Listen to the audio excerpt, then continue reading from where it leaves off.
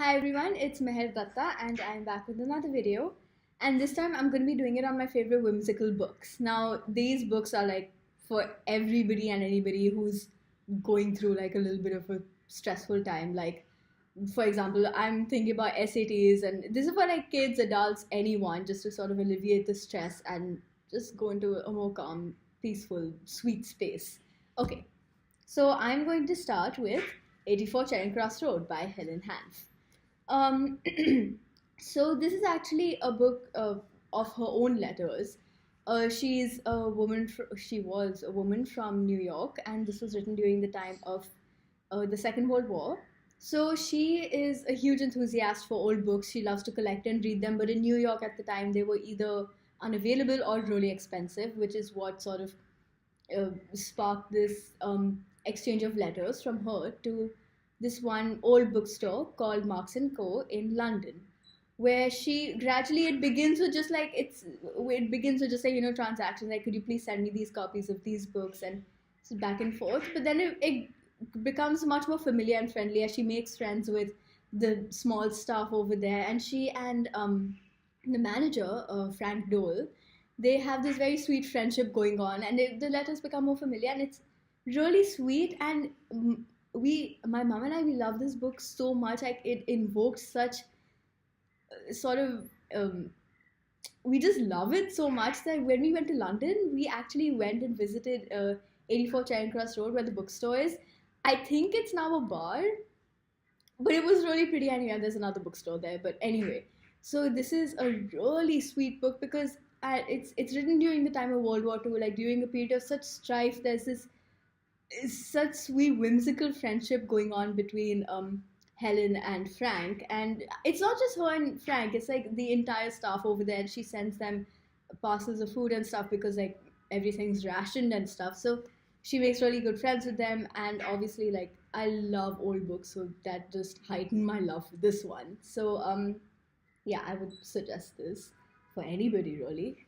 Okay, the next one is oh, The Portable Door by Tom Holt. So this book is about this man who gets a job as a junior clerk in a place called J.W. Wells and Co. So it's a very ordinary job. He's working as a junior clerk. It's a regular job. He's just like supposed to staple papers, fetch coffee, etc., etc. But one day he finds out really that he's working for monsters. And I'm not talking about like capitalists.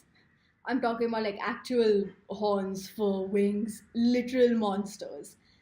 So his manager, his boss, Mr. Tanner, is a goblin.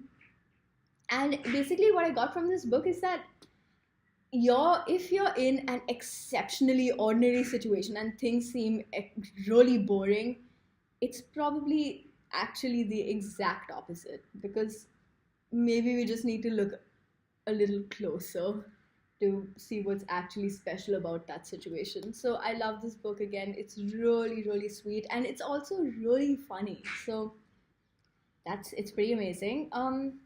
Okay, the next one is Mary Poppins by Pierre Travers. So everybody knows the story of Mary Poppins.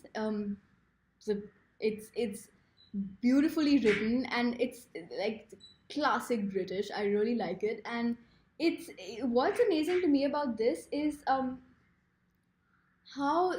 B.L. Travers thought of a lady with a flying who can fly with an umbrella, and zoo animals that can talk, and paintings that you can jump into. It's a lovely read, and honestly I would suggest this with tea and biscuits and a really big window.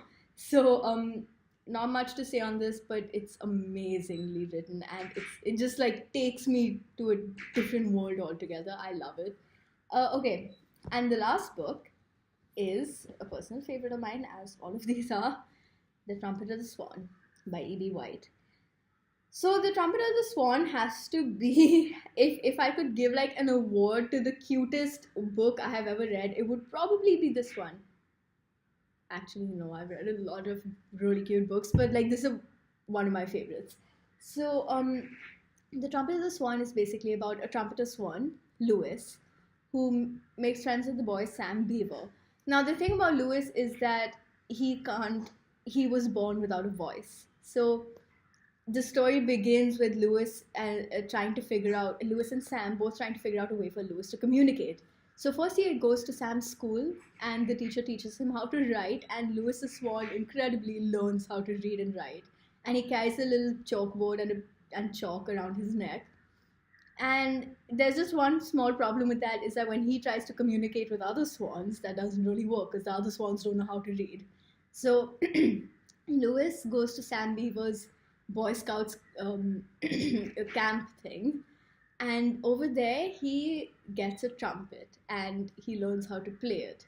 So then the book progresses into Lewis's adventures, who gets very well known as, you know, the swan that can play a trumpet, and he plays in nightclubs and he gets really famous and stuff like that. And then, but eventually after a while he just goes back to his home in this little lake in Canada, in a quiet secluded area, and he goes back to his family, and now he can effectively communicate with other swans. And but of course keeps going back and he visits Sam Beaver, he visits the manager at the nightclub he used to play at, and he visits the zookeepers and everything. It's an adorable book, and what I got out of this is basically like, if there's something off about you, if you're the odd one out, celebrate it. Good job. Like, don't try and oppress the thing that makes you different. Feed it. Just use it. It's amazing. Like, if you're the odd one out, good job. Go for it. So I again, adorably cute book, and that was also the last one. So these are the books I would just suggest for really anyone and everyone. They're really amazing. And actually there's a lot more, so this is going to be like a 3-part series, and this is part 1. So stay tuned, I guess, and I'm gonna come out with part 2 really soon. So thanks for watching, and bye.